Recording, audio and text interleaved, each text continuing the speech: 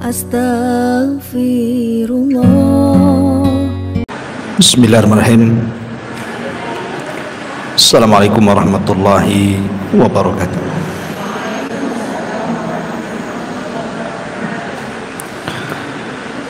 Alhamdulillah wassalatu wassalamu ala rasulillah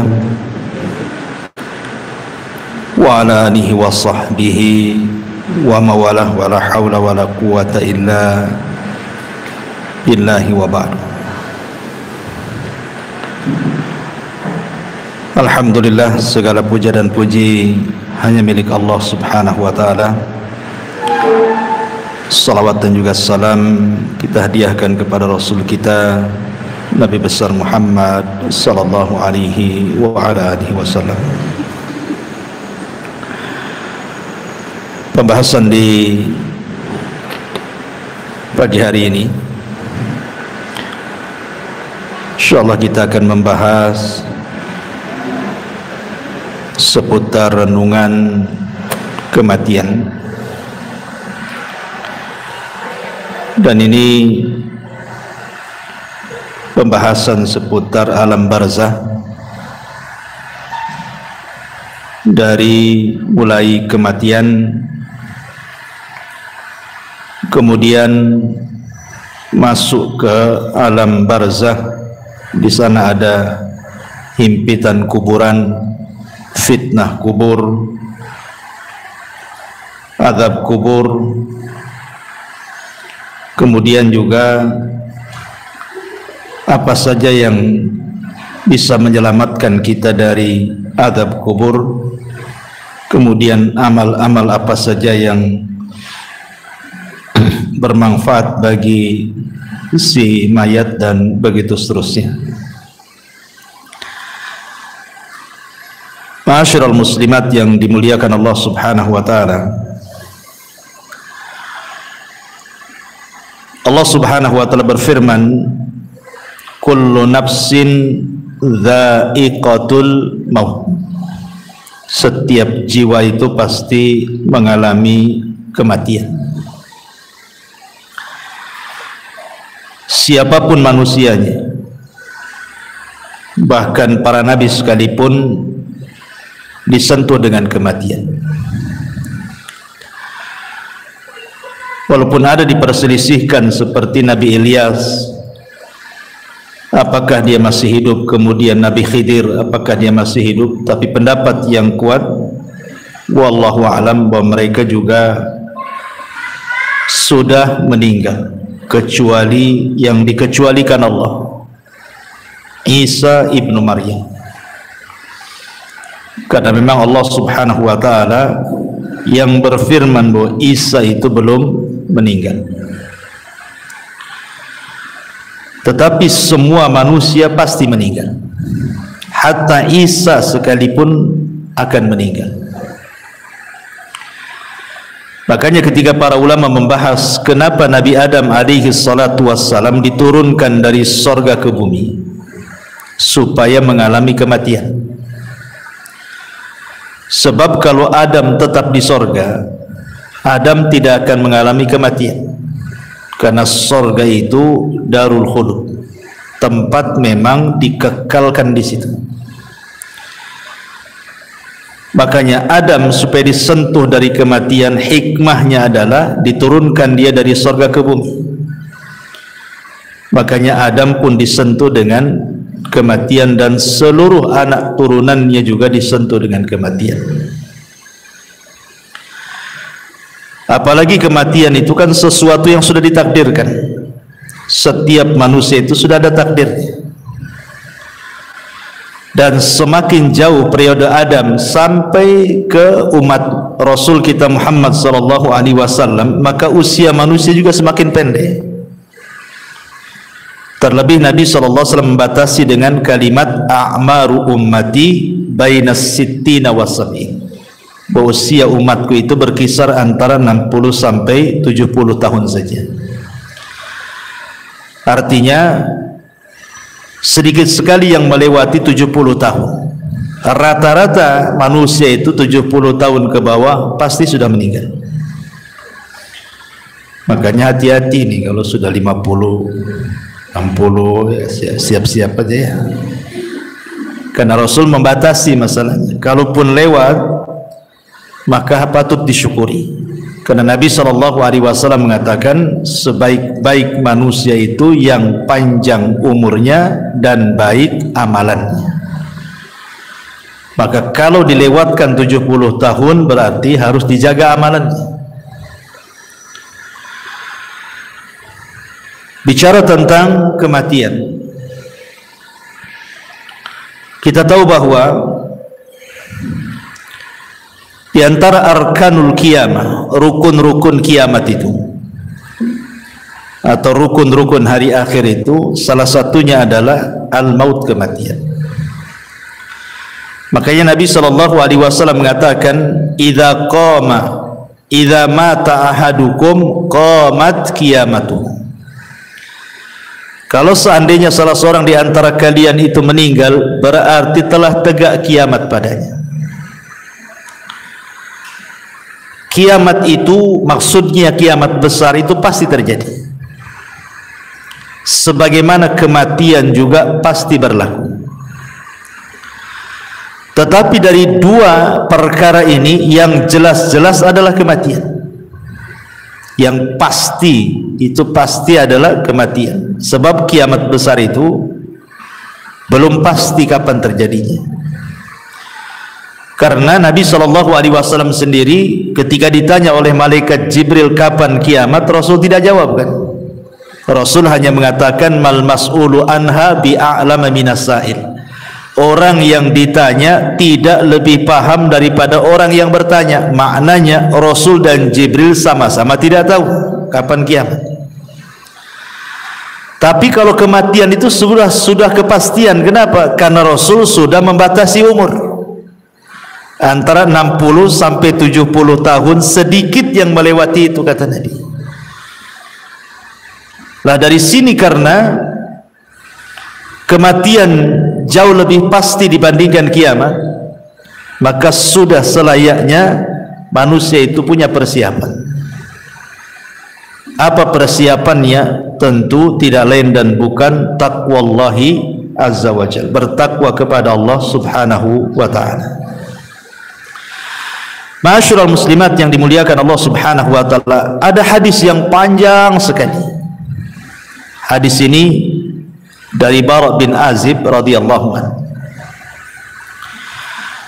Jadi suatu ketika Nabi SAW itu bersama para sahabat sedang hendak menguburkan salah satu jenazah. Tetapi ketika itu yang menggali lubang belum selesai menggali lahat, sehingga Rasul saat-saat menanti penggalian lahat itu, Rasul mengumpulkan para sahabatnya kemudian berceramah seputar dicabutnya ruh mukmin dan kafir. Lah Nabi SAW kemudian menjelaskan, adapun ruhnya seorang mukmin, kata Nabi SAW, maka akan dicabut dimulai dari jari jemari kaki dan juga tangan. Jadi ruh itu tercabut dari jari jemari dulu, kemudian naik ke atas sampai kemudian di tenggorokan. Lah apabila ruh itu sudah berkumpul di tenggorokan, maknanya ruh tidak mungkin dikembalikan. Kalau ruh sudah sampai di tenggorokan, ruh tidak mungkin dikembalikan lagi ke badannya. Inilah isyarat firman Allah subhanahu wa ta'ala, hatta idza balagatit taraqi wa qila man ra. Hatta idza balagatit taraq, sampai ketika ruh itu di tenggorokan, maka Allah katakan apa? Wa qila man ra, siapa yang bisa meruqyah dia? Maksudnya mengembalikan ruh ke dalam jasadnya gitu. Tidak ada. Dari sini Rasul mengatakan bahwa tobat seorang hamba tertutup dan tidak ada guna apabila ruh sudah sampai di tenggorokan. Kata Nabi SAW, innallaha yakbalu taubata abdin ma lam yugharghir. Allah itu masih menerima tobatnya seorang hamba sebelum ruh berada di tenggorokan. Kenapa demikian? Karena tadi ruh tidak bisa dikembalikan. Makanya ada dua waktu tobat itu diterima. Pertama, ruh belum mengumpul di tenggorokan. Yang kedua, matahari belum terbit dari arah barat. Kalau dua perkara belum terjadi, maka ada kesempatan tobat. Tapi kalau dua waktu sudah terjadi, maka tobat tertutup.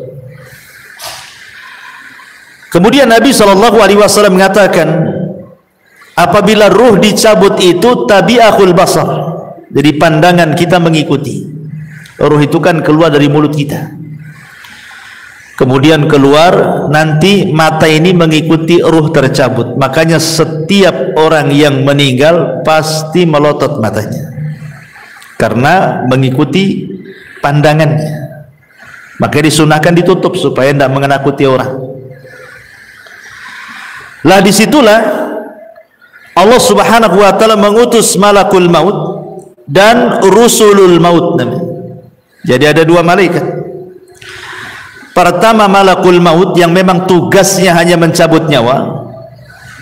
Dan malakul maut itu bukan satu malaikat seperti Jibril, satu malaikat kan, Mikail satu malaikat, Israfil satu malaikat. Malakul maut ini jumlahnya banyak.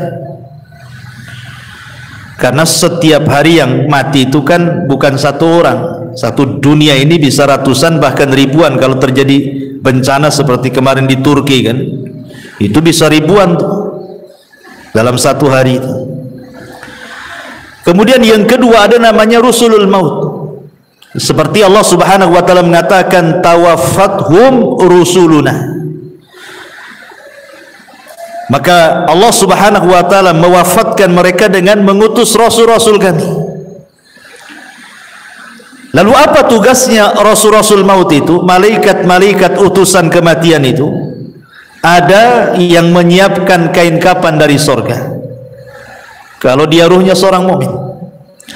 Ada yang menyiapkan hanut. Hanut itu maksudnya minyak wangi. Dan ada tugasnya membisikkan di telinga orang yang sedang sakaratul maut. Sebagaimana Allah Subhanahu wa ta'ala berfirman di dalam Al-Quranul Karim, surah Ibrahim ayat atau surah Fussilat ayat 30. Allah mengatakan innal ladzina qalu Rabbuna Allah thumma istaqamu tatanazzalu alaihimul malaikatu alla takhafu wa la tahzanu wa abshiru bil jannati allati kuntum tu'adun. Orang-orang yang mengatakan Rabb kami Allah, kemudian mereka istiqamah, maka turun padanya para malaikat saat menjelang wafatnya, kemudian membisikkan di telinganya, jangan takut, jangan sedih, berbahagialah, karena sorga sudah menanti untukmu apa yang Allah janjikan kepada. Dalam ayat yang lain surah An-Nahl 31-32 Allah mengatakan yaquluna salamun alaikum udkhulul jannata bima kuntum ta'malun. Keselamatan bagi kalian, masuklah kalian ke dalam sorga karena apa yang kalian kerjakan. Makanya kemudian Nabi SAW mempermisalkan saking lembutnya malaikat pencabut nyawa. Ketika mencabut nyawa ruhnya orang yang beriman itu dipermisalkan seperti tetesan air yang terakhir keluar dari mulut teko. Makanya sering saya istilahkan kan Bu, kalau ada ibu punya teko diisi air yang banyak, kemudian kita tuang, otomatis deras sekali itu, karena masih banyak airnya. Tapi kalau isi teko itu tinggal satu tetes, kemudian kita tuangkan seperti ini, tentu yang satu tetes itu akan mengalir dengan pelan, karena tinggal satu tetes masalahnya. Pelan sampai masuk di moncong teko, kemudian netes di ujung teko kan gitu. Lah Rasul sallallahu alaihi wasallam mempermisalkan seperti itulah lembutnya ruh seorang mukmin ketika dicabut. Seperti tetesan yang terakhir. Saking lembutnya dari jemari naik terus ke badan sampai ke tenggorokan, sampai kemudian keluar dari mulut seorang mukmin.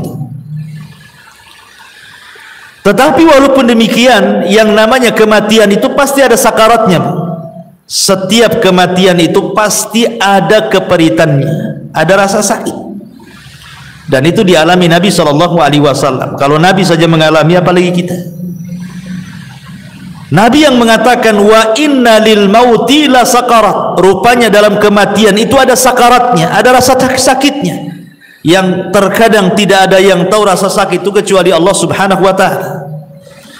Tetapi tentu rasa sakit yang diterima oleh seorang mukmin saat detik akhir wafat dia, boleh jadi itu adalah penggugur dosa yang terakhir.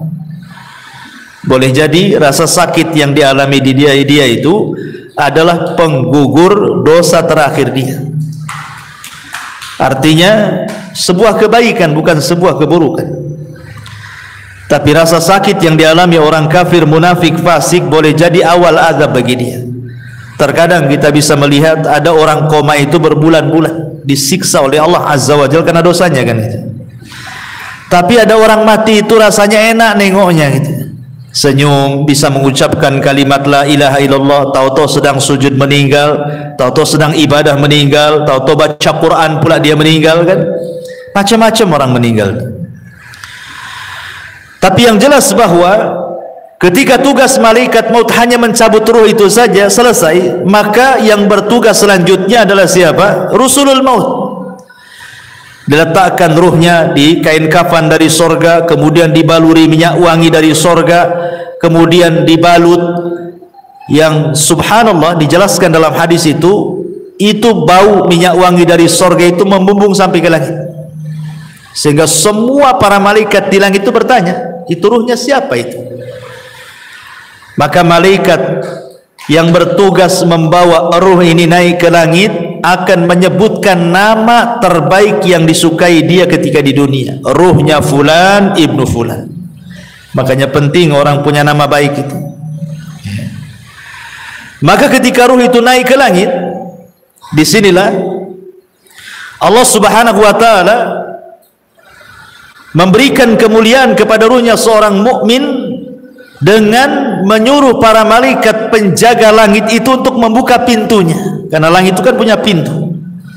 Jadi naik ke langit pertama dibuka pintunya, naik ke langit kedua dibuka pintunya, ketiga, keempat, sampai ketujuh, sampai melewati langit ketujuh. Entah sampai mana wallahu alam, tidak dijelaskan. Tapi yang jelas kemudian Allah Subhanahu wa ta'ala berfirman kepada ruhnya seorang mukmin ini, letakkan kembali ruh kepada jasadnya, kemudian naikkan catatannya fil illiyin. Artinya ruhnya seorang mukmin itu akan berjumpa dengan Allah. Dan perjumpaan kita dengan Allah itu di 4 tempat kan, sudah saya jelaskan. 2 di dunia dan 2 di akhirat.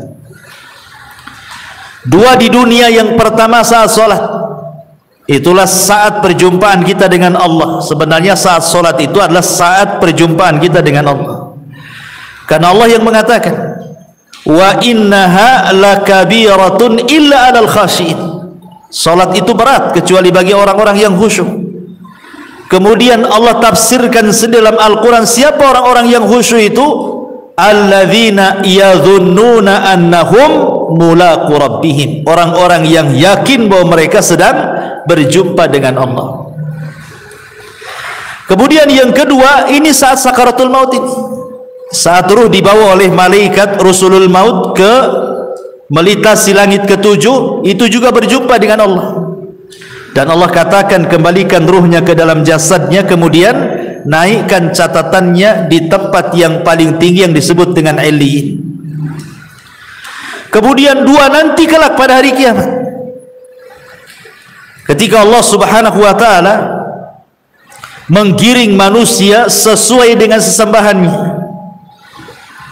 Jadi Allah akan mengumpulkan manusia itu sesuai dengan sesembahannya. Yang nyembah sapi di sana, yang nyembah ular di sana, yang nyembah batu di sana. Jadi manusia itu akan dikumpulkan bersama sesembahannya.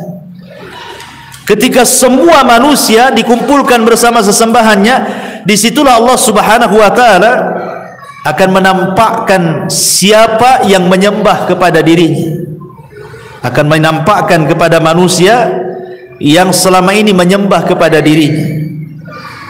Anehnya, di situ orang yang beriman dengan orang munafik dikumpulkan. Ketika Allah Subhanahu wa ta'ala kemudian menyingkapkan dirinya, maka semua orang-orang yang beriman sujud, tapi orang-orang munafik tidak bisa sujud. Fala yastati'un. Inilah perjumpaan orang-orang yang beriman kelak di padang mahsyar, dan yang terakhir tentu di sorga. Dan itu nikmat yang paling besar, ru'yatullahi azza wa jalla, memandang wajah Allah Subhanahu wa ta'ala. Jadi ketika ruh itu kemudian naik ke langit dan Allah Subhanahu wa ta'ala memerintahkan untuk dikembalikan ke dalam jasadnya, kapan itu peristiwa ini? Ketika manusia sibuk sedang fardu kifayah. Jadi ketika mayat meninggal, ruh diangkat itu kan orang-orang sibuk tuh, ada yang memandikan, ya kan? Ada yang mengkafankan, ada yang menyolatkan. Jadi mayat itu sendiri yang sudah tidak ada ruh itu sibuk sedang di fardu kifayahkan, sementara ruh itu punya kesibukan sendiri, gitu maksudnya. Baru setelah kemudian selesai menyolatkan, kemudian ruh ini dimasukkan ke dalam jasadnya dimasukkan ke dalam keranda, kemudian menuju kuburan, ya kan? Maka ruh ini kemudian masuk di situ. Kalau ruhnya orang-orang yang beriman, maka akan bicara, qaddimuni qaddimuni, segerakan aku katanya. Jadi ketika berada di atas kendaraan itu, keranda itu, maka ruhnya orang yang beriman itu yang masuk ke dalam jasadnya, dia akan bicara, tapi tidak ada yang mendengar. Ya, walaupun mungkin suaminya, istrinya, ayahnya, anaknya, nggak ada yang mendengar. Walaupun dia teriak-teriak qaddimuni qaddimuni gitu, segerakan aku. Tapi kalau ruhnya orang kafir, ruhnya orang munafik, ruhnya orang-orang fasik, dia akan berteriak-teriak, celaka kalian, ya wailaha aina tadhhabun, celaka kalian, mau dibawa kemana aku ini, gitu.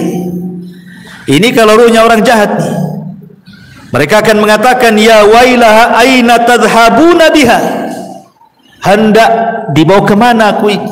Subhanallah. Kata Nabi SAW, yasma'u sautuha atau yasma'u sautaha kullu syai'in, segala sesuatu mendengar teriakannya, illal ins, kecuali manusia. Manusia tidak mendengar. Jadi ketika ruh sudah menyatu dengan jasadnya, kemudian dibawa ke arah kuburan dan hendak dikuburkan itu, dia berteriak-teriak. Binatang mendengarnya, semua makhluk mendengarnya, kecuali manusia dan jin tidak bisa mendengar. Tetapi kalau ruhnya orang baik, tadi saya katakan apa? Dia akan mengatakan qaddimuni qaddimuni, segerakan aku katanya. Subhanallah kan? Justru senang orang-orang yang beriman itu suruh disegerakan. Dari sini Nabi SAW mengatakan apa? Asri'u bil janazah, segerakan kalian memfardu kifayakan jenazah. Kenapa demikian? Wa in taku salihatan fa khairun tuqaddimuna. Kalau memang ini orang baik, maka Anda sudah berlaku kebaikan kepada orang ini dengan menyegerakan. Wa in taku ghaira dzalik, tapi kalau tidak demikian, maksudnya dia orang jahat, fasyarrun tadhauna fi riqabikum, itu sama saja meletakkan keburukan di rumah kalian. Maka segerakan. Mau orang baik segerakan, mau orang jahat segerakan. Kalau orang baik berarti kebaikan bagi si mayat, kalau orang jahat sama saja meletakkan kejahatan di rumah. Maka segerakan. Dan si mayat juga ngomong begitu, qaddimuni, segerakan aku katanya. Tapi kalau orang jahat dia mengatakan, ya wailaha aina tadhhabuna biha, mau dibawa kemana aku katanya. Akhirnya kemudian ketika betul-betul sudah dimasukkan ke liang lahat, si mayat ini sempat mendengar suara terompah. Orang-orang yang mengantarkannya itu masih mendengar dia. Sampai ketika sayup-sayup semakin jauh karena meninggalkan dia. Ketika sudah les, sudah nggak ada suara lagi, maknanya dia sudah ditinggal. Dari sini kata Nabi SAW, yang pertama kali meninggalkan si mayat itu apa? Hartanya. Yang pertama kali meninggalkan si mayat itu hartanya, baru setelah itu keluarganya. Makanya Nabi SAW mengatakan dalam sebuah hadis seperti itu. Jadi yang pertama berpisah dari si mayat itu hartanya dulu.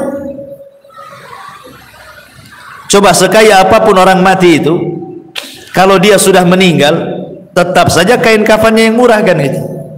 Walaupun dia miliarder sekalipun, tetap saja kain kafannya yang murah, yang putih. Tidak ada juga orang kaya dikafani dengan kain kafan yang mahal kan. Dari sini hartanya terputus. Percuma punya uang tapi juga tidak bisa digunakan. Kemudian yang kedua, keluarganya. Setelah mengantarkan ke kuburan, baru keluarganya pulang. Disitulah terpisah dengan keluarganya, baru dia hidup sendiri. Makanya Nabi SAW ketika menjelaskan tentang seputar kuburan itu, Nabi SAW mengatakan dalam hadis Abi Hurairah radhiyallahu anhu, kata Nabi SAW, anna imra'ata sauda kana taqumul masjidah. Ada wanita berkulit hitam itu biasa menyapu di masjid Nabi SAW. Kemudian wanita ini meninggal. Nabi SAW tidak diberitahu. Kata Rasul, afala kuntum adzantumuni, kenapa kalian tidak menghabarkan kematian wanita itu, katanya. Maka Rasul mengatakan, duluni ala qabriha, kalau begitu tunjukkan di mana kuburannya. Kemudian Nabi SAW setelah ditunjukkan kuburannya, apa kata Rasul? Inna hadhil kubur mamlu'atun zulmatun ala ahliha wa innallaha azza wa jal yunawwiruha lahum bisalati alaihim. Kata Nabi SAW, sesungguhnya kuburan-kuburan ini dipenuhi dengan kegelapan-kegelapan bagi para penghuninya, dan sesungguhnya Allah Subhanahu wa ta'ala menyinarinya bagi mereka dengan salatku terhadap mereka. Dari sini kita tahu bahwa orang masuk kuburan itu gelap, sangat gelap gitu ya, karena Rasul yang mengatakan bahwa kuburan-kuburan ini penuh dengan kegelapan. Bukan hanya penuh dengan kegelapan, Bu ya, tapi penuh dengan ketakutan. Dan itu disebutkan dari Hani radhiyallahu an, budaknya Utsman ibn Affan radhiyallahu an. Dia berkata, kana Utsman idza waqafa ala qabrin baka hatta yablu lihiyatahu. Kebiasaan Utsman, kata Hani ini, jika berhenti di sebuah kuburan, beliau menangis sampai tangisannya membasahi janggutnya. Faqila lahu, maka dikatakan kepadanya, tudzakkirul jannata wan nar fala tabki wa tabki min hada. Wahai Utsman, kau diingatkan dengan surga dan neraka tak menangis, tetapi diingatkan dengan kuburan menangis pula. Apa jawaban Utsman?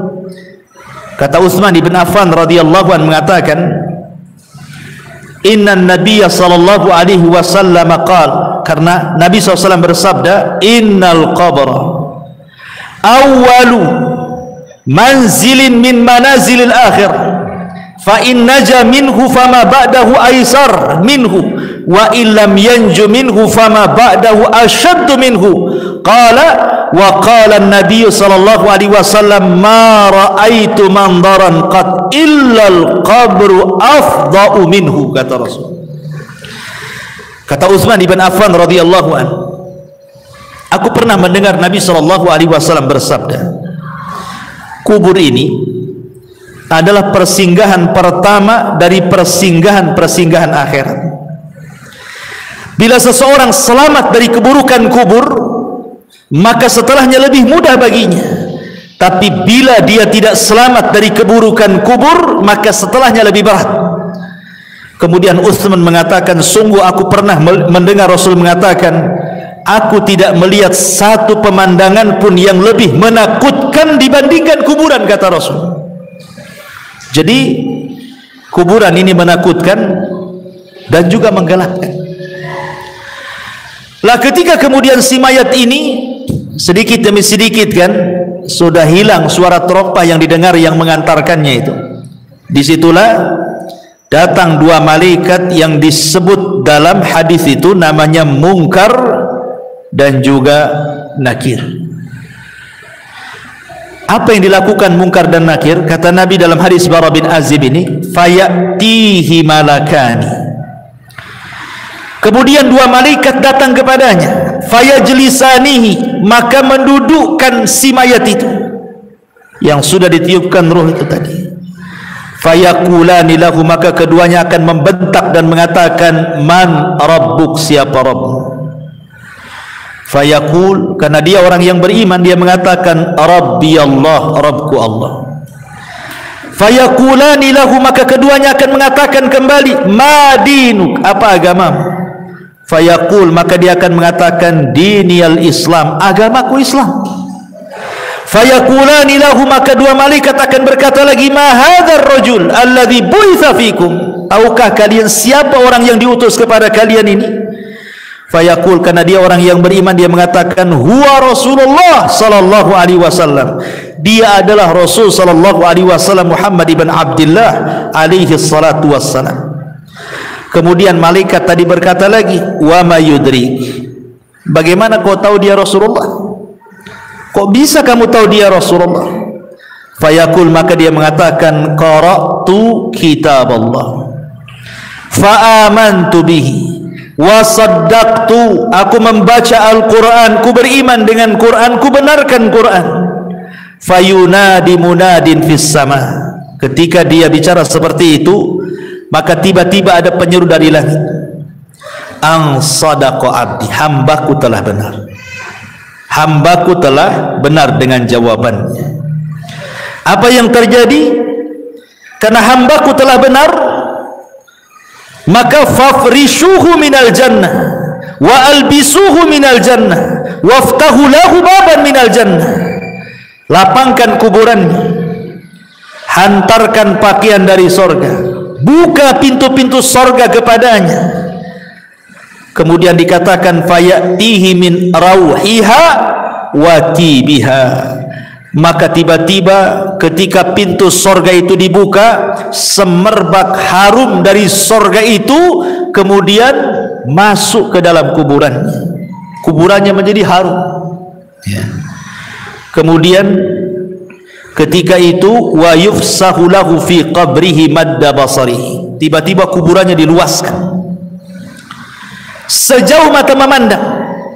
Jadi kalau ibu naik di atas ketinggian kemudian melihat gitu ya, sampai di mana, itulah maksudnya sejauh mata memandang itu.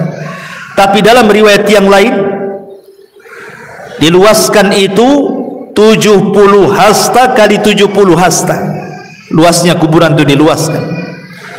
Tentu ini alam gaib ya, bukan Bu? Karena sehebat apapun alat dunia, anggaplah dipasang CCTV sekalipun, ya tetap saja segitu. Coba saja taruh CCTV, pantaulah itu di CCTV itu, apakah dia menyempit ataukah melebar, ya tetap saja segitu kan. Artinya bahwa alam kubur ini bagian daripada alam gaib. Kenapa kita tidak tahu dan kita tidak bisa memprediksi kan bahwa kuburan ini meluas atau menyempit? Karena antara alam dunia dan alam kubur itu ada namanya barzah, maka disebut alam barzah. Barzah itu tembok penghalang antara alam dunia dan alam kubur itu. Makanya Allah mengatakan dalam Al-Quran itu bahwa di situ terdapat barzakhun ila yaumil yub'atsun, ada barzah pemisah antara dunia dan alam kubur sampai hari dibangkitkan. Ma'asyiral muslimat yang dimuliakan Allah Subhanahu wa taala, apa yang terjadi setelahnya? Setelah kuburannya diluaskan sejauh mata memandang, subhanallah, wa ya'tihi rajulun hasanul wajhi. Tiba-tiba datang seseorang indah pakaiannya, hasanul thiyab, indah wajahnya, hasanul wajhi, indah wajahnya, hasanul thiyab, indah pakaiannya, tayyibur rihi, sangat harum baunya. Fayaqul, dan dia mengatakan, abshir billadhi yasurruka hadha yaumuka alladhi kunta tu'ad. Kemudian orang ini mengatakan, berbahagialah, berbahagialah katanya, dengan apa yang menyenangkan dirimu, inilah hari yang engkau tunggu selama ini katanya. Kemudian dia mengatakan, si mayat ini, man anta, siapa kamu? Fawajhukal wajhu yaji'u bil khairi, aku lihat wajahmu mendatangkan kebaikan. Siapa kamu ini? Sudah berbuat baik menemani aku di kuburan ini gitu ya. Fayaqul, maka dia mengatakan, ana amalukas saleh, sayalah amal saleh, sayalah amal salehmu. Dalam riwayat, ketika dia mendapatkan kebaikan itu, maka orang ini mengatakan di hadapan si mayat yang beriman itu, nim naumatal arush, kalau begitu tidurlah engkau layaknya pengantin baru. Jadi disuruh tidur, sehingga ketika dia tidur dia mimpi dengan mimpi yang indah. Itulah disebut nikmat kubur ya.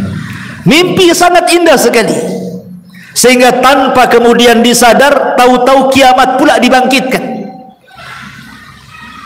Ketika kiamat dibangkitkan itulah, maka orang yang baik ini kemudian memberitahu bahwa Israfil akan meniupkan sangkakalanya.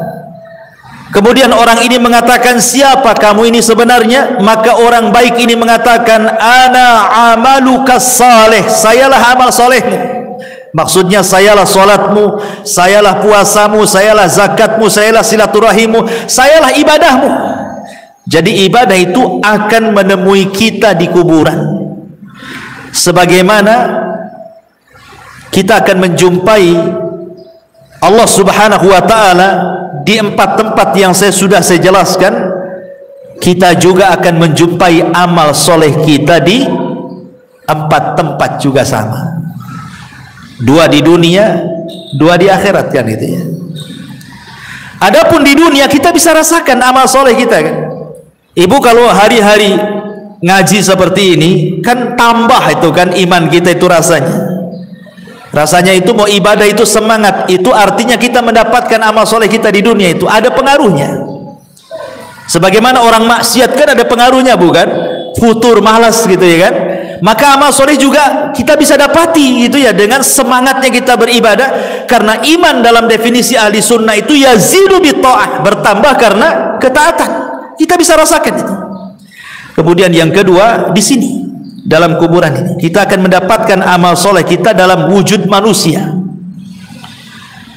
sehingga ketika ditanya, siapa engkau ini? Wajahmu kok wajah yang baik sekali, maka dia akan mengatakan, ana amalukas soleh, saya amal solehmu. Artinya kita akan mendapatkan amal soleh kita kan di kuburan ini dalam bentuk manusia yang akan menemani kita sepanjang kita di kuburan kita. Sehingga sebagian para ulama ketika membahas apakah orang-orang yang dikubur itu bisa merasakan perjalanan waktu, sama dengan kayak ibu kita sekarang kan bisa kita merasakan perjalanan waktu kan Bu ya, pagi aktivitasnya apa, siang aktivitasnya apa, sore apa, malam apa, besok pagi lagi kan bisa kita merasakan aktivitas waktu itu berjalan kan itu ya. Ya, hari, minggu, bulan, tahun, kita bisa merasakan. Pertanyaannya, apakah orang-orang yang dikubur juga merasakan ada aktivitas waktu sehari-hari? Pagi, siang, sore, malam, ke pagi lagi, siang, sore, malam, ke pagi lagi, gitu ya. Sementara orang-orang yang dikubur itu kan ada yang sudah lama kan. Kalau yang meninggal di zaman Rasul kan sudah 14 abad berarti kan.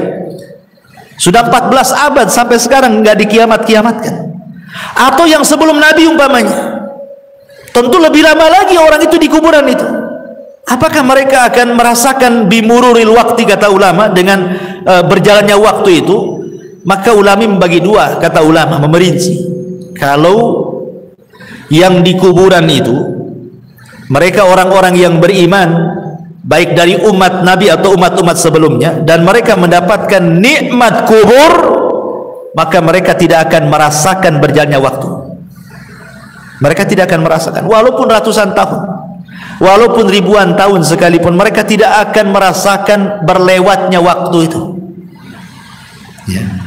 Tetapi kalau mereka adalah orang-orang kafir, orang munafik, orang fasik, maka mereka akan merasakan itu, karena itu bagian daripada azab. Ya. Jadi sekali lagi, kalau orang-orang yang beriman yang mendapatkan nikmat kubur tidak akan terasa di kuburan itu, walaupun ratusan ribuan tahun. Mana dalilnya? Dalilnya adalah peristiwa Ashabul Kahfi yang ditidurkan, atau kisah Nabi Uzair yang ditidurkan 1 abad kan, kemudian dibangunkan, kemudian ditanya, kam labista, berapa lama kau tidur itu? Dia mengatakan apa? Labistu yauman au ba'dha yaum. Perasaan aku baru tidur separuh atau 1 hari katanya. Padahal sudah 1 abad dia tidur kan. Berarti kan dia tidak merasakan tuh. Tidurnya dia tidak merasakan kan. Padahal dia sudah 1 abad, sudah 100 tahun tidur, dibilangnya baru setengah hari katanya. Begitulah orang yang di kuburan, kalau mendapatkan nikmat itu tidak terasa. Seolah-olah waktu berjalan dengan cepat. Tetapi kalau orang terkena azab, itu rasanya penat, lama waktunya menunggu. Ya samalah, bukan? Kita menanti orang jenuh gitu kan, lama kali kan. Rasa mau balik saja, nggak datang-datang, ditengok tak nampak lagi, ditengok tak nampak. Ya dah, saya tinggal aja lah. Kan ada kejenuhan tuh. Ya. Tapi kalau asik Bu ya, ibu pengantin baru dengan suami kan, nongkrong tuh di taman, tahu-tahu maghrib, ya kan namanya orang nikmat, nggak pandang, kok tahu-tahu maghrib katanya gitu. Ya, jadi dari sini di dunia ini kita bisa rasakan dalam kondisi nikmat dengan dalam kondisi tidak nikmat kan itu. Lah dikubur kurang lebih seperti itu. Ya. Tetapi apakah kemudian orang-orang yang dikubur juga akan merasakan layaknya kita juga perasa gitu, kalau ibu lagi sedih? Kan ada perasaan tersiksa jiwa ini kan, atau ada masalah rasanya rungsep kehidupan ini kan. Apakah juga orang-orang di kuburan akan merasakan seperti itu? Iya, mereka juga akan merasakan. Kapan itu? Apabila ditangisi orang yang ada di atas. Kalau orang yang di atas itu melakukan niyah, niyah itu meratap kepada orang yang ada di kuburan itu, maka orang yang ada di kuburan itu merasa diazab. Maksud diazab itu bukan azab fisik, bukan, tapi azab jiwa. Jiwanya itu sedih, tersiksa. Ya. Makanya kenapa Nabi SAW melarang, tidak boleh seseorang itu melakukan niyah kan? Karena mayat itu yu'adzab, akan diazab, kata Nabi SAW, biniyahatil hayyi, karena niyahahnya, meratapnya orang yang hidup kepada orang si mayat, akan diazab. Maksudnya bukan azab fisik, tetapi dia tersiksa, hatinya tersiksa gitu ya, karena sebab tangisan orang-orang yang di atas. Makanya dilarang. Niyah itu termasuk dosa besar. Nabi SAW sampai mengatakan, kalau orang yang meratap itu tidak bertobat, kata Rasul, maka dia akan dibangkitkan kelak pada hari kiamat dengan dipakaikan pakaian dari ya, dari besi panas dulu yang timah panas, kemudian dari baju yang gatal, yang nggak bisa dicopot, gatal saja. Ya naudzubillah.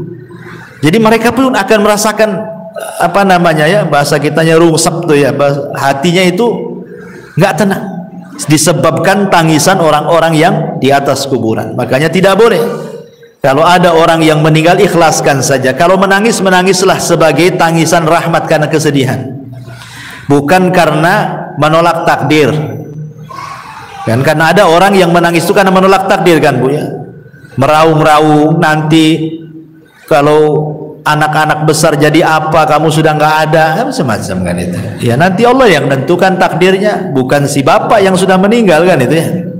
Jadi itu yang tidak boleh, karena niyaha itu seolah-olah tidak terima dengan takdir. Guling-guling, nangis-nangis, robek-robek, pukul-pukul, pangkas-pangkas rambut dan begitu seterusnya. Baik. Intinya bahwa ketika kemudian si mayat itu diberikan nikmat oleh Allah Subhanahu wa taala, nikmat kubur, maka dia tidak akan merasakan dengan berjalannya waktu. Waktu itu akan panjang, tahu-tahu sudah dikiamatkan. Tapi yang perlu ibu pahami bahwa di dalam peristiwa-peristiwa kubur itu, sebelum dua pertanyaan malaikat mungkar dan nakir yang disebut dengan fitnah kubur itu, ada peristiwa yang sebelumnya dilalui manusia yang disebut dengan dhaghtatul qabri, himpitan kuburan. Jadi himpit dulu, baru setelah itu fitnah kubur, gitu maksudnya. Dan ini disebutkan oleh para ulama tentang masalah himpitan kubur ini. Di antaranya adalah yang disebutkan oleh pendapat Abu Hanifah. Wa dhaghtatul qabri wa adzabuhu haqqun. Himpitan kuburan, kemudian siksa kubur itu adalah perkara yang benar-benar akan terjadi. Jadi perkara himpitan kuburan dan azab kubur, kata Abu Hanifah, adalah sesuatu yang benar-benar akan terjadi. Bahkan Al-Imam Al-Muzani rahimahullah ta'ala mengatakan, beliau mengatakan, summa hum ba'da dhabtati fil quburi musa'alun. Kemudian mereka setelah dihimpit dalam kuburan, baru kemudian mereka akan ditanya. Dari sini kita tahu bahwa sebelum proses pertanyaan dua malaikat mungkar dan nakir, ada peristiwa namanya dhaghtatul qabri, himpitan kuburan. Himpitan kuburan ini, Bu, itu sangat menyakitkan bagi si mayat, karena ketika ruh itu sudah menyatu dengan jasadnya, kemudian tanah itu menyempit sampai meretakkan semua tulang dan persendian. Itu kalau orang kafir, dan dia akan menjerit di mana jeritannya tidak ada yang mendengar, manusia dan jin, kecuali binatang-binatang mereka bisa mendengar. Jadi binatang-binatang itu diberikan kepekaan, mampu mendengar jeritan-jeritan orang-orang yang dihimpit kubur itu. Masalahnya, lalu bagaimana dengan orang-orang yang beriman? Maka ulama menjelaskan bahwa himpitan kuburan bagi orang-orang yang beriman itu tidak sebagaimana himpitan kubur bagi orang-orang kafir, munafik, ataupun orang-orang fasik. Maksudnya apa? Maksudnya himpitan orang yang beriman itu layaknya seorang ibu sedang memeluk anaknya. Jadi kalau ada anak bayi ibu peluk gitu ya, seperti itulah seorang mukmin ketika dihimpit oleh kuburan. Jadi tanah itu seolah-olah ibu bagi kita, dan kita anak dari tanah itu. Jadi tanah itu menghimpit kita itu seperti seolah-olah ibu memeluk seorang bayi. Kenapa demikian? Sebab kalau seandainya himpitan itu meretakkan gitu ya, menyakitkan persendian, meretakkan tulang-tulang, tentu akan bercanggah dengan hadis-hadis. Seperti umpamanya Nabi SAW ketika didatangkan seorang bayi kemudian dikubur, kata Nabi SAW, kalau ada orang yang selamat dari himpitan kubur, tentu bayi ini kan selamat. Bayi ini salahnya apa? Kok dihimpit? Kan belum berbuat dosa kan? Berarti himpitan bayi ini tidak akan mempengaruhi kepada bayi. Atau ketika Nabi SAW menceritakan tentang Sa'd bin Mu'adz, seorang pemimpin Aus, yang ketika meninggal itu kan bergegar arasnya, 70.000 malaikat turun mengantarkan jenazahnya. Kemudian Nabi SAW mengatakan, kalau ada orang yang selamat dari himpitan kubur, inilah orangnya, katanya. Maksudnya Sa'd bin Mu'adz. Tapi dia pun tak selamat.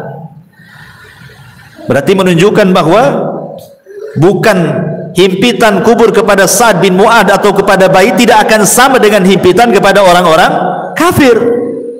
Ya, makanya ulama memberikan catatan himpitan kuburan kepada orang-orang yang beriman layaknya seorang ibu memeluk bayinya dengan lembut. Jadi bukan sebuah siksaan gitu maksudnya, tetapi justru sebuah kabar gembira. Baru setelah himpitan baru namanya fitnah kubur, pertanyaan tadi ya. Baru setelah itu tergolong manusia kepada dua kelompok, bisa masuk pada nikmat kubur, bisa masuk kepada azab kubur ya. Baik, ma'asyiral muslimat yang dimuliakan Allah Subhanahu wa taala. Ini satu sisi ya. Maksudnya kalau ruhnya itu orang yang beriman. Sekarang kalau ruhnya orang kafir munafik, tentu sebaliknya daripada ruhnya orang-orang yang beriman ya. Di antaranya ada Nabi Shallallahu Alaihi Wasallam mengatakan kalau ruhnya orang kafir ketika dicabut itu Nabi SAW mempermisalkan seperti safud. Safud itu macam pisau yang bengkok seperti ini. Ini safud, di pisau bengkok macam serulit gitu ya. Kemudian didatangkan kambing wol yang belum dicukur. Taulah ibu kan kambing Australia yang banyak gimbal-gimbal tuh rambutnya. Ya, kemudian pisau ini dibenamkan di kambing wol tadi. Kemudian setelah itu disiram. Secara otomatis maka bulu-bulu kambing yang disiram itu kan akan nempel di pisau. Setelah nempel di pisau, kemudian ibu cabut paksa pisau itu dengan sangat keras gitu ya. Apa yang terjadi? Pasti akan merontokkan bulu-bulunya. Kata Nabi SAW, seperti itulah ruhnya orang kafir, munafik, fasik dicabut oleh malaikat maut. Jadi akan merontokkan persendiannya. Karena ketika malakul maut mencabut ruhnya orang kafir, munafik, fasik itu, maka rusulul maut akan menghembuskan dan menakut-nakuti di telinga orang-orang yang akan dicabut itu dan mengatakan, hei ruh yang busuk, ruh yang jahat, ruh yang jelek, keluar. Di sana kemurkaan dan kemarahan Allah sudah menantimu katanya. Gimana dia mau keluar ditakut-takuti seperti itu? Tentu tidak akan keluar. Makanya dipaksa. Dia keluarnya itu dipaksa sehingga dia akan merontokkan semua persendiannya, dia akan merasakan sakit yang luar biasa ya. Kemudian setelah ruhnya diletakkan di kain kafan dari neraka, kemudian bau busuknya melambung ke langit, semua malaikat mencaci maki dia. Tidak ada satupun malaikat memujinya, Bu. Bahkan mencaci maki, ini ruhnya siapa busuk sekali. Bahkan malaikat-malaikat penjaga pintu langit pertama tidak akan membuka pintunya. Jangan langit kedua, langit ketiga, langit pertama saja nggak mau buka pintunya. Dan Allah hanya mengatakan dari atas sana dan mengatakan, jatuhkan ruhnya ke dalam jasadnya, letakkan catatannya di bumi yang paling dasar yang disebut dengan sijin. Coba bayangkan, ruh itu dilempar, Bu, sama malaikat, tidak dihantar. Sehingga ketika ruh itu menyatu dengan jasadnya itu ibarat ibu jatuh dari ketinggian tuh, kebuk gitu ya. Gimana rasanya? Seperti itulah rasanya. Sehingga rasanya tulang ini patah semua. Karena yang merasakan sakit itu bukan jasad, Bu, ruh. Kalau ruh dicabut, Bu, walaupun ibu dicabik-cabik jasadnya, dipotong-potong, dimutilasi, dicongkel matanya, dipotong telinganya, dicabut jarinya, nggak akan merasakan sakit kalau ruhnya dicabut. Tapi kalau ruhnya dikembalikan, itulah sakit yang dialami itu, bagaikan dia jatuh dari ketinggian, itu yang dia rasakan ya. Sudah itu pula kemudian tiba-tiba dihimpit kuburan gitu, retak semuanya kan. Sudah jatuh dari ketinggian, dihimpit dengan kuburan, makin retak semuanya lah. Sedang dia merasakan sakit, tiba-tiba dibentak pula malaikat Munkar dan Nakir. Kayak apa tuh coba? Siapa Rabb? Siapa nabimu? Ya. Siapa agamamu? Ya, nggak bisa jawab lah dia. Dia aja masih merasakan sakit yang luar biasa. Ya. Makanya ma'asyiral muslimat yang dimuliakan Allah Azza wa Jal, maka dia akan terus menjerit-jerit dalam kuburannya. Manusia dan jin tidak akan mendengarnya kecuali hewan-hewan atau binatang-binatang yang Allah takdirkan mampu mendengarnya. Ma'asyiral muslimat yang dimuliakan, dan begitu seterusnya. Dan Allah Subhanahu wa taala ketika dia tidak sanggup menjawab, apa kata Allah? Angkadzaba abdi, hambaku telah berdusta. Bukakan pintu neraka, hempaskan panasnya. Lah disitulah dia akan mengalami yang disebut dengan azab kubur. Ya. Ini sekilas tentang kematian, fitnah, himpitan, azab dan juga nikmat kubur. Baik. Kita masuk pada pembahasan berikutnya. Ma'asyiral muslimat yang dimuliakan Allah Subhanahu wa taala. Kalau kita sudah tahu dan kita yakin dan percaya di sana ada nikmat dan azab kubur, lalu apa saja hal-hal yang bisa kita ini terhindar dari itu semuanya? Apa caranya supaya kita bisa terhindar dari azab kubur itu? Karena begini Bu, dalam sebuah hadis tentang Nabi SAW. Jadi suatu malam Nabi SAW itu pernah bermimpi Bu. Dalam mimpinya datang dua malaikat kemudian membawa dia, dan mimpinya Nabi itu wahyu, lain dengan mimpi kita. Dibawa ke sebuah tempat, ya. Kemudian disitulah rupanya diperlihatkan tentang azab-azab yang luar biasa. Sampai Rasul heran, kenapa mereka? Azab apa yang mereka lakukan gitu ya? Apa di antara yang Rasul lihat? Dan ulama sepakat bahwa hadis ini bicara tentang azab kubur, bukan azab neraka. Di antaranya Nabi SAW melihat ada orang yang dipecahkan kepalanya dengan batu, kan? Dipecahkan kepalanya dengan batu. Kemudian setelah dipecahkan nih, kemudian malaikat yang memecahkan kepala itu pergi hendak mencari batu lain. Kemudian datang lagi, kepalanya sudah utuh lagi, dipecahkan lagi. Kemudian sudah pecah, dia pergi lagi cari batu lagi yang baru, datang lagi, rupanya kembali lagi kepalanya. Asik gitu saja. Jadi Rasul mengatakan, mahadan, ini siksaannya apa nih orang ini, kok ngeri kali gitu ya. Rupanya kemudian malaikat mengatakan bahwa siksaan orang ini karena ketika datang waktu sholat sengaja dia tidur.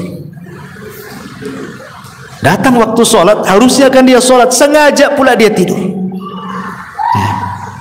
Kemudian yang kedua, ada lagi orang itu digambarkan oleh Nabi SAW.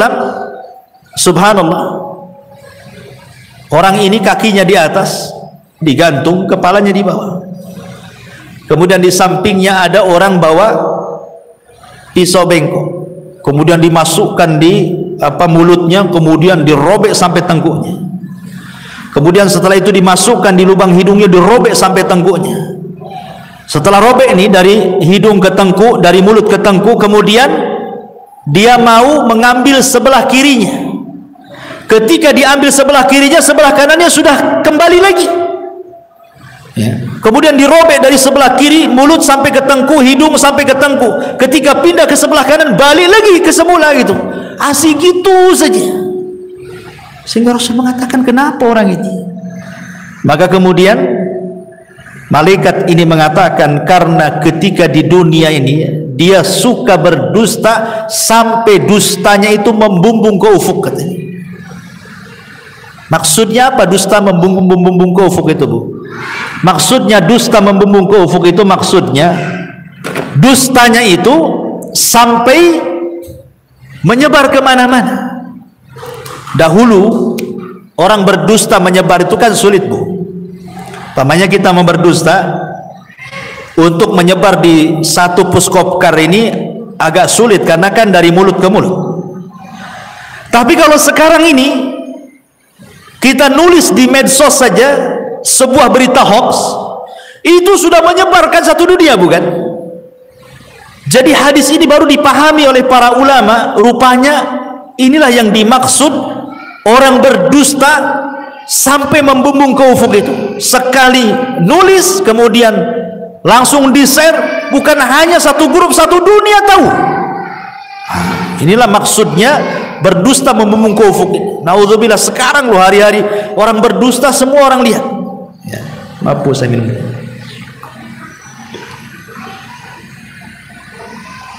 Kemudian juga ada juga Nabi Shallallahu Alaihi Wasallam melihatkan ada orang yang telanjang, tidak pakai baju dan tidak pakai celana, telanjang bulat, laki-laki dan perempuan rupanya berada di penggorengan kan, bejana, kemudian dibakar di bawahnya. Dia tidak bisa keluar dari bejana itu, kepanasan luar biasa. Ketika ditanya, rupanya mereka adalah para pezina. Kemudian Rasul melihat lagi ada danau semua darah, bukan air tapi darah. Jadi ada orang yang berenang di tengah tuh, berusaha ke pinggir tidak bisa karena setiap ke pinggir ada malaikat yang menyuapkan dengan batu. Akhirnya ke tengah lagi, ke pinggir disuapin batu lagi, ke tengah lagi, tersiksa orang ini. Ketika ditanya, rupanya mereka adalah para pemakan riba. Ya. Kemudian juga ada separuh jasadnya bagus, separuhnya jelek. Jadi jasad kesininya cantik, kesininya busuk gitu ya. Ada dua wajah gitu ya, dua badan, satunya jelek, satunya bagus gitu ya. Ketika kemudian ditanya siapa mereka, mereka lah yang mencampur adukan antara amal saleh dengan perbuatan jahat, mencampur adukan yang hak dengan yang batil ya. Kemudian ada juga kaum itu kukunya banyak gitu, kukunya itu dari nuhas, disebutkan dari besi, kemudian dicakar-cakar oleh sendiri itu sampai terkelupas daging dari tulangnya itu dicakar sendiri. Rupanya ketika ditanya siapa mereka, kok bisa mencakar-cakar badannya sendiri sampai terkelupas daging dari tulangnya, kemudian malaikat, mereka lah orang-orang yang suka membicarakan aib orang lain ya. Mereka lah orang-orang yang suka membicarakan aib orang lain. Dan banyak lagi, Rasul menjumpai aneh-aneh siksaan orang-orang itu.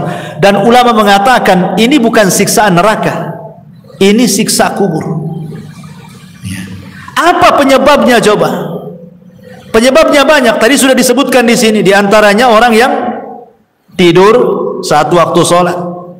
Kemudian orang yang berdusta sampai membumbung ke langit. Kemudian orang yang makan riba. Kemudian orang yang berzina. Kemudian orang yang membicarakan aib orang lain alias ghibah. Ya. Itu semua adalah bagian daripada penyebab-penyebab azab kubur. Termasuk juga Rasul pernah lewat di sebuah kuburan.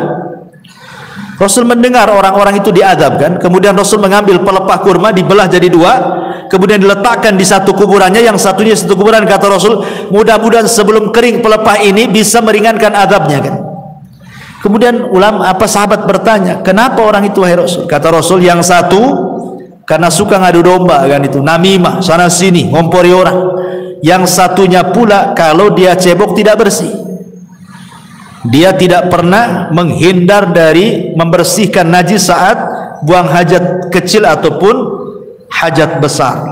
Ini naudzubillah ma'asyiral muslimat yang dimuliakan Allah Subhanahu wa taala. Ini adalah di antara penyebab-penyebab orang mendapatkan azab kubur. Baik, kalau ini penyebab-penyebab, lalu siapa orang-orang yang akan terhindar dari azab kubur itu? Pertama, orang yang terhindar dari azab kubur adalah orang-orang yang mati syahid. Dan itu berdasarkan hadis, ma balul mu'minin yuftanuna fi kuburihim illa syahid. Ya Rasulullah, mengapa kaum mukminin diuji dalam kuburan kecuali yang mati syahid? Maka Rasul mengatakan, kafa bi barikatis suyuf ala ra'si fitnah. Cukuplah kilatan-kilatan pedang di atas kepala mereka saat perang itu menjadi fitnah bagi mereka. Maka mereka tidak akan terkena fitnah kubur. Mereka tidak akan terkena fitnah kubur. Secara otomatis tidak akan dapat azab kubur. Kalau fitnah saya saja tidak dapat, tidak ditanya, berarti langsung mendapatkan nikmat kubur orang ini. Ya. Kemudian juga setiap orang yang meninggal sedang bertugas jaga di jalan Allah, mungkin di perbatasan negara Islam dengan negara kafir gitu, atau saat berperang dia menjaga tentara gitu. Kemudian juga meninggal di hari Jumat kalau dia orang soleh. Kalau dia orang baik, orang soleh, orang taat, Allah berikan kematiannya di hari Jumat. Kemudian juga orang yang soleh, yang baik, kemudian Allah berikan kematiannya dengan cara sakit perut, ya, dengan cara sakit perut, ataupun dengan cara tenggelam, ataupun dengan cara terkena runtuhan ketika gempa gitu ya, terkena runtuhan, ya, dan dia orang baik, orang soleh dan soleha, maka Allah sengaja memberikan kematian terbaik bagi dia. Nah, itu juga diantara hal-hal yang bisa menghindarkan seseorang dari fitnah kubur dan juga azab kubur. Baik, ma'asyiral muslimat yang dimuliakan Allah Azza wa Jalla, sekarang apa peran orang yang hidup, kita ini loh Bu, yang hidup, supaya adalah amalan-amalan itu yang bermanfaat untuk meringankan orang yang ada di kuburan itu. Apa yang harus kita lakukan? Ma'asyiral muslimat yang dimuliakan Allah Subhanahu wa taala, sebelum saya menjelaskan hal ini, saya akan jelaskan amalan-amalan yang bermanfaat dulu bagi si mayat itu. Kata Nabi sallallahu alaihi wasallam, al-kayyisu man dana nafsa wa amila lima ba'dal maut. Orang yang cerdas itu Bu, adalah orang yang introspeksi, senantiasa introspeksi diri dan mempersiapkan sebuah amalan untuk kematiannya. Itu orang cerdas, kata Nabi. Amalan ini kan banyak Bu, ya kan? Macam-macam amalan di dunia ini. Tetapi orang yang cerdas itu pasti dia akan memilih mana-mana amalan yang bermanfaat untuk kematiannya, mana-mana amalan yang sedikit manfaat untuk setelah kematiannya. Lah di antara amalan-amalan yang sangat bermanfaat untuk setelah kematiannya disebutkan dalam beberapa riwayat. Pertama, ketika Nabi sallallahu alaihi wasallam bersabda dari hadis Muslim, "Idza mata ibnu Adam inqata amaluhu illa min thalathin. Shadaqatin jariyah aw ilmin yuntafa'u bihi aw waladin salihin yad'u lahu." Apabila anak Adam meninggal dunia, terputus amalnya kecuali 3 perkara: sedekah yang mengalir, ilmu yang bermanfaat, atau anak saleh yang mendoakan orang tuanya. Hadis yang kedua, hadis dari Abu Hurairah radhiyallahu an yang dikeluarkan Imam Ibnu Majah. Rasul mengatakan, "Inna mimma yalhaqul mu'min min amalihi wa hasanatihi ba'da mautihi." Sesungguhnya yang sangat bermanfaat bagi seorang mukmin dari amalannya setelah kematiannya dan dari kebaikannya setelah kematiannya, pertama, ilman allamahu wa nasyarahu. Ilmu yang ibu pelajari, kemudian ilmu itu didakwahkan ibu dan ibu sebarkan. Sekarang kan mudah menyebarkan ilmu kan, di tangan ibu kan ada handphone nih, pamannya sekarang ngaji, ibu rangkum, kemudian ibu tulis, kemudian ibu share di grup-grup, kan sama dengan menyebarkan ilmu. Daripada ilmu selfie nggak jelas kan, bagus kita nyebarkan ilmu gitu ya, jelas manfaatnya setelah kematian. Wa waladan salihan tarakahu, atau anak saleh yang ibu didik sehingga anak ini menjadi anak yang saleh. Tidak mesti anak sendiri, entah anak saudaranya, entah anak orang, ibu ambil angkat, ibu didik sampai dia paham agama, kemudian ibu meninggal dan dia mendoakan, maka itu sangat bermanfaat. Wa mushafan warathahu, atau ibu mau wakaf mushaf, beli mushaf di pasar 1-2 mushaf, cari masjid yang nggak ada mushafnya, taruh di situ supaya orang baca, ya. Atau mungkin ada saudara-saudara kita yang belum punya mushaf, ya, ibu bisa datang ke orang-orang yang nggak punya mushaf, ibu belikan mushaf, ibu kasih dia supaya baca. Itu sangat bermanfaat. Au masjidan bana, atau masjid yang sedang dibangun, ibu ikut nyumbang supaya cepat terbangun masjidnya. Au baitan libni sabil bana, atau ibu sengaja buat kos-kosan 5 pintu, yang 2 dikontrakkan, yang 3 sengaja bagi orang-orang yang tamu-tamu yang dari jauh yang cari pekerjaan gitu ya. Nah, kasihlah kontrak tanpa bayar, sebulan gratis, 2 bulan gratis, 3 bulan gratis, sampai dia punya pekerjaan umpamanya kan. Alhamdulillah, ya. Ataupun nahron ajrah, ataupun mungkin ada masjid, ada pesantren, ada masyarakat butuh air. Nah, ibu danai buat sumur bor atau beli air atau apa. Aw sadaqatan akhrajaha min malihi fi sihhatihi wa hayati. Atau ibu sedekah ketika ibu sehat. Ketika ibu masih hidup, ibu bersedekah. Yalhaquhu min ba'di mauti, itu bisa sampai setelah kematiannya. Ini amalan yang bermanfaat bagi si mayat. Kemudian juga hadis yang ketiga, hadis Jarir ibn Abdillah al-Bajali. Rasul mengatakan, man sanna sunnatan hasanatan, barang siapa yang berikan contoh terbaik kemudian diikuti orang, kemudian diikuti lagi orang lain, akhirnya banyak mengikuti, maka dia akan mendapatkan pahala, dan pahala orang mengikutinya sampai pun dia sudah meninggal akan mengalir terus gitu. Ini juga memberikan contoh yang terbaik kepada orang lain. Termasuk juga adalah hadis juga, amalan yang paling baik selain daripada itu adalah doa, haji, umroh, dan begitu seterusnya ya. Ini diantara amalan-amalan ya.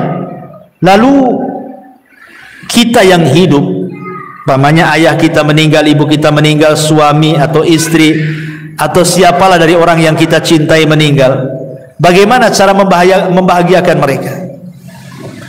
Para ulama mengatakan yang paling mudah membahagiakan orang yang ada di kubur itu, Bu, doa.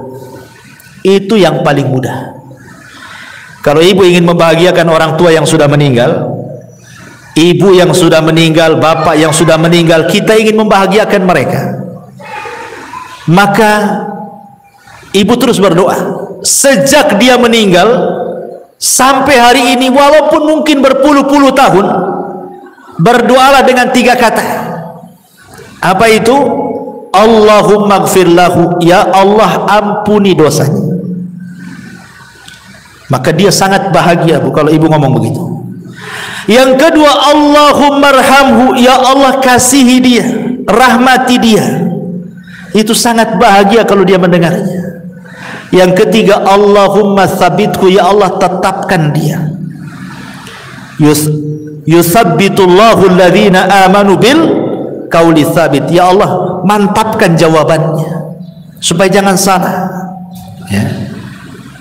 Karena orang itu kan akan terus diazab oleh Allah Subhanahu wa taala kan. Kalau dia dapat azab kubur, nauzubillah. Kalau dia dapat nikmat kubur, alhamdulillah. Lah orang-orang yang diazab itu mereka juga menunggu-nunggu kita gitu ya, doa-doa kita itu. Karena itu bisa meringankan azab mereka. Dengan kita berdoa kepada Allah, ya Allah ampuni dosa dia, rahmati dosa dia, mantapkan dia ya Allah, berikan dia kemudahan di situ. Itu sangat bahagia si mayat itu. Bahagia sekali. Termasuk juga yang kedua setelah doa, sedekah. Sedekah itu membahagiakan orang mati. Ibu ada uang, nampak ada masjid, saya sedekah untuk orang mati. Nampak ada orang fakir miskin, anak yatim, sedekah untuk orang mati. Nampak ada orang yang perlu kita bantu, sedekah untuk orang mati. Dan begitu seterusnya, Bu. Itu sangat bahagia orang si mayat itu. Itu sebenarnya yang bisa membahagiakan orang yang sudah mati itu. Doa dan sedekah. Itu yang sudah jelas-jelas. Ya, adapun yang lain kan jadi perselisihan para ulama, seperti baca Quran itu jadi khilaf ulama. Nah, kita kan cari yang jelas-jelas saja, yang tidak ada khilaf ulamanya di situ. Ya. Jadi itu diantara hal-hal yang bermanfaat bagi si mayat. Yang paling penting adalah doa dan juga sedekah. Dan ingat, jangan sampai niyaha. Itu akan menyakiti hati dia. Jangan sampai niyaha, meratap. Makanya kenapa dalam Islam itu wanita dilarang sering-sering datang kuburan kan? Bahkan Rasul mengatakan la'anallah zawarat, dalam riwayat zuwarat al-kubur. Allah melaknat wanita-wanita yang suka ziarah kubur. Maksudnya suka ziarah kubur ini karena bahasanya pakai siagul mubalaghah. Zuwarat atau zawarat itu menggunakan siag al-mubalaghah, artinya yang sering-sering. Boleh sekali-kali tapi jangan sering-sering. Karena sering-sering ziarah kubur itu akan menggugah sehingga orang itu takut meratap. Ya, meratap itulah yang tidak boleh. Makanya cukuplah para wanita ini berdoalah dalam solat-solat, dalam sujud, terutama dalam sujud ya. Itu yang paling efektif dalam sujud, karena kedekatan kita dengan Allah itu saat sujud. Minta saat sujud, minta saat sepertiga malam. Itu sangat bahagia orang-orang yang ada di kuburan dengan doa-doa kita kepada mereka, dan itu yang dinanti-nanti. Nah, ini juga diantara hal-hal yang berkaitan dengan hal-hal yang bisa membahagiakan mereka. Wallahu alam. Saya kira cukup, sudah hampir setengah 12. Taib, sebelum saya tutup, kalau ada yang bertanya silakan.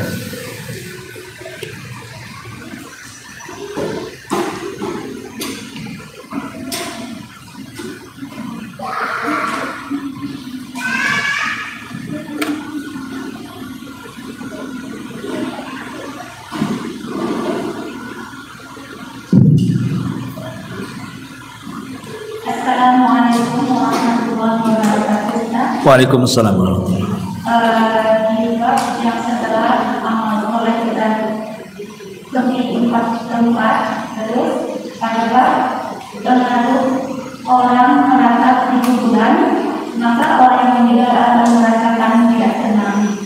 Yang namanya kan Ustaz,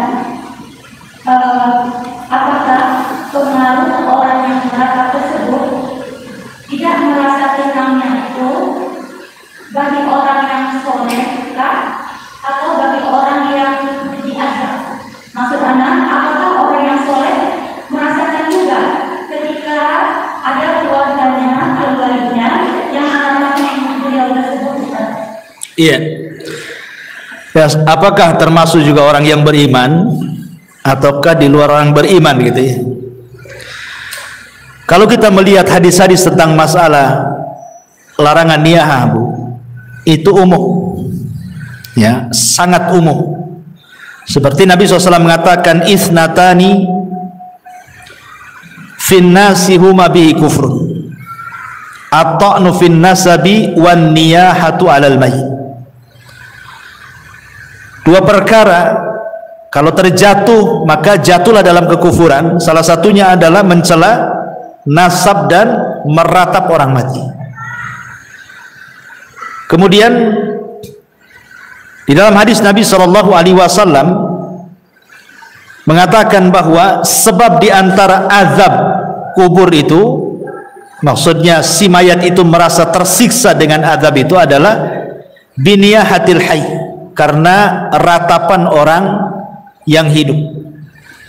Jadi di sini tidak dicerita orang yang ada di kubur, tapi cerita orang yang meratap.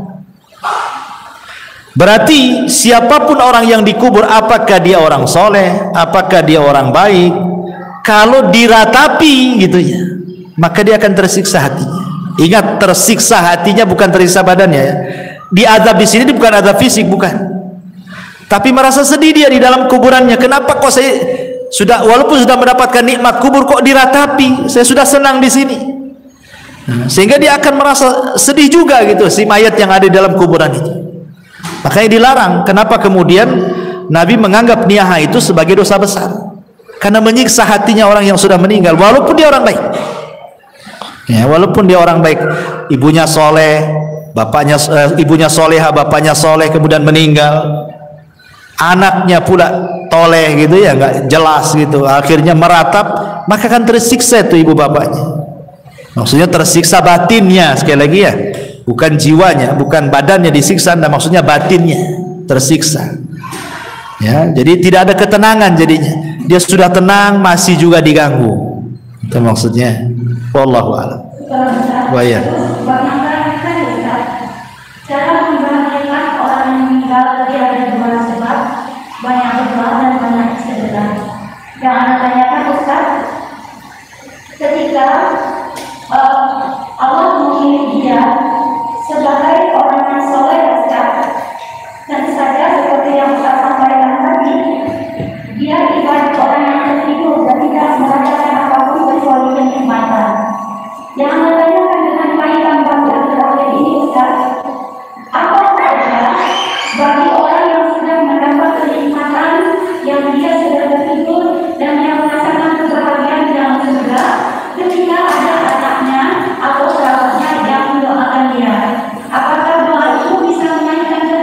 Iya. Tentu kalau dia mendapatkan nikmat kubur kemudian kita doakan, kita kirim, maka itu sebagai syafaat. Akan diangkat lagi derajatnya. Makanya ada seorang ibu dijelaskan dalam sebuah hadis itu, dia tidak banyak beramal, tiba-tiba diangkat derajatnya. Kemudian dia mengatakan, ya Rabb, aku kan tidak banyak beramal, kenapa kau angkat derajatku? Apa kata Allah? Bistighfari waladaki, karena istighfar anakmu kepadamu, diangkat derajat. Kalau dia orang baik, makin diangkat derajatnya dengan pengaruh doa-doa anak-anak yang soleh semasa hidupnya. Maksudnya begitu. Ya, wallah. Iya. Ketika orang-orang yang meninggal tersebut, Allah sudah menentukan ketika dia beramal soleh, itu kan sudah diutus dua malaikat dan dua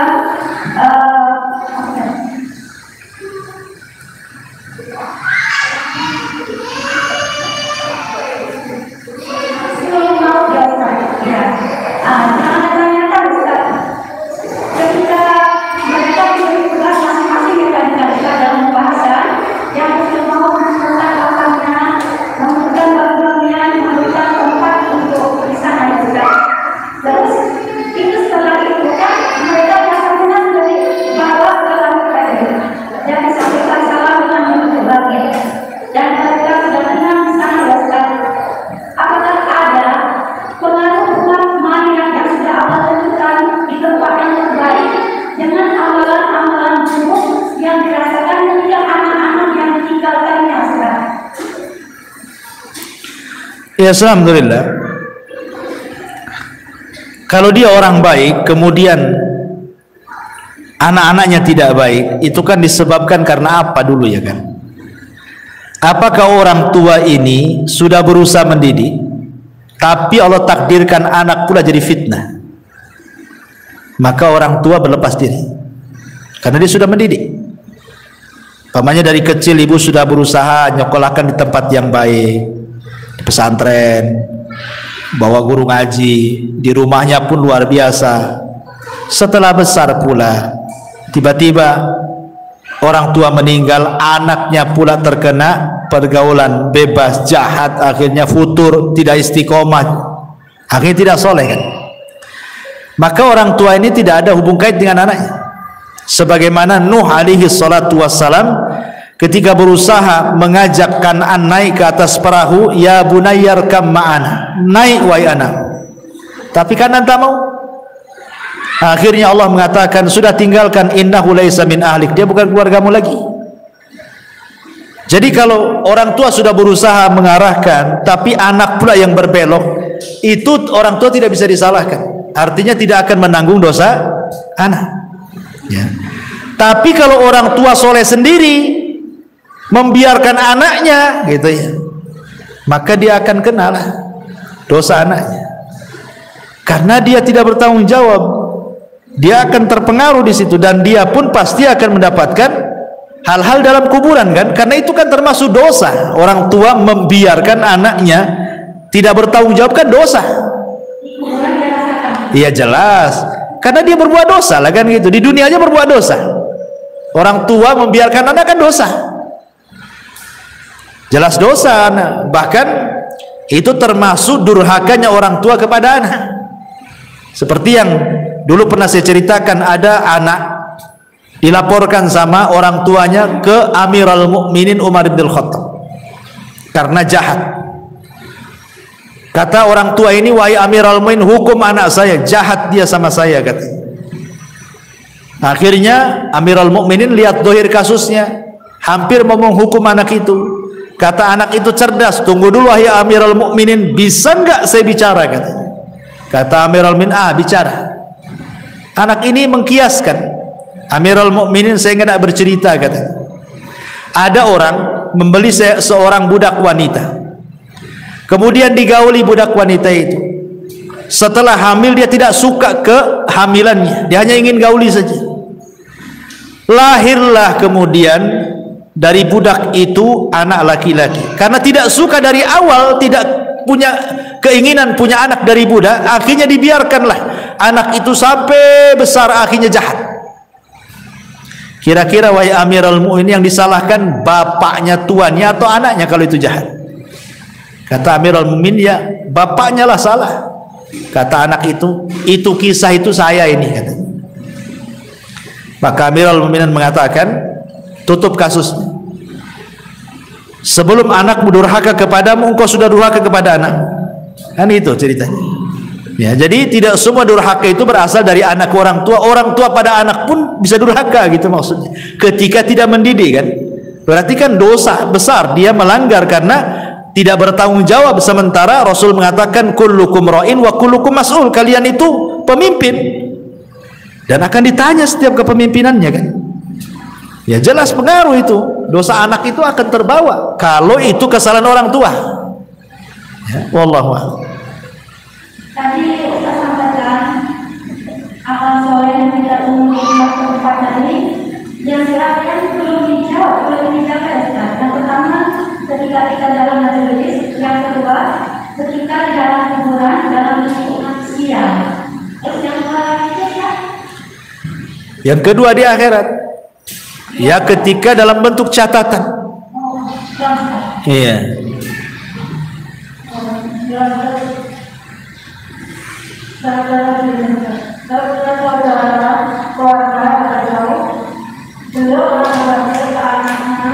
Jangan sampai karena orang tua yang keluar. Kemudian karena anaknya begitu ingin menjaga tersebut, saya langsung apakah boleh atau tidak, apakah orang itu boleh itu harta waris. Harta waris dibagi, dijual. Karena wasiat itu tidak boleh di atas kebatilan. Wasiat itu harus yang baik. Itu kan wasiat jangan dijual kemudian meninggal, nanti jadi ribut ahli warisnya, ya kan. Wasiat itu yang baik. Kalau yang tidak baik kan tidak perlu ditaati. Kalau sampai kemudian cerai-berai gara-gara warisan, sebaiknya nggak apa-apa melanggar wasiat, karena wasiatnya kan tidak sesuai dengan syar'i. Harusnya kan tidak begitu wasiatnya. Kalau saya mati bagi, kan itu harusnya. Itu wasiat yang benar. Maka sebaiknya dibagi, Om. Kalau tidak masalah. Iya, sekarang generasi anak pertama mungkin tidak ada masalah. Nanti yang satu mati, kemudian datang pula anaknya. Yang namanya hidup ini kadang pasang surut.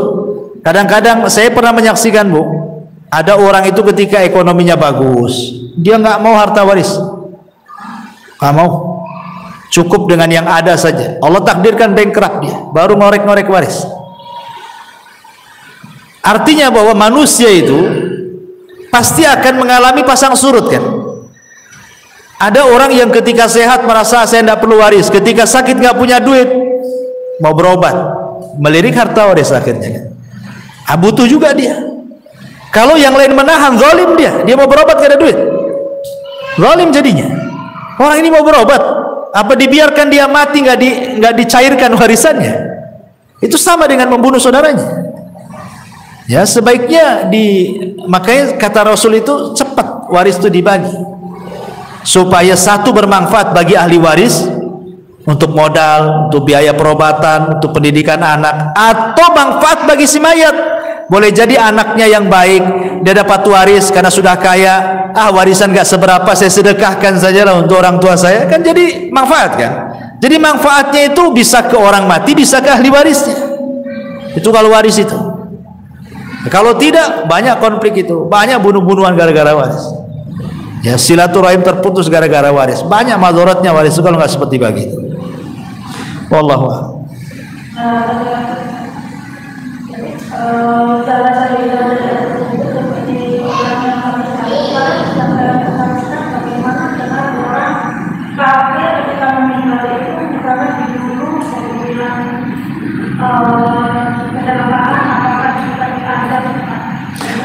Kalau dia mati kafir, ya lah.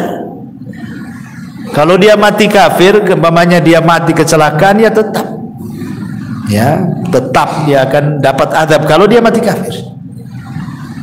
Karena kekafiran itu kan sudah pilihan dia. Kita ini sudah diutus Nabi, sudah dicetak Quran banyak-banyak, ustadz-ustadz di mana-mana berceramah gitu Pak. Tetap saja dia dengan kekafirannya.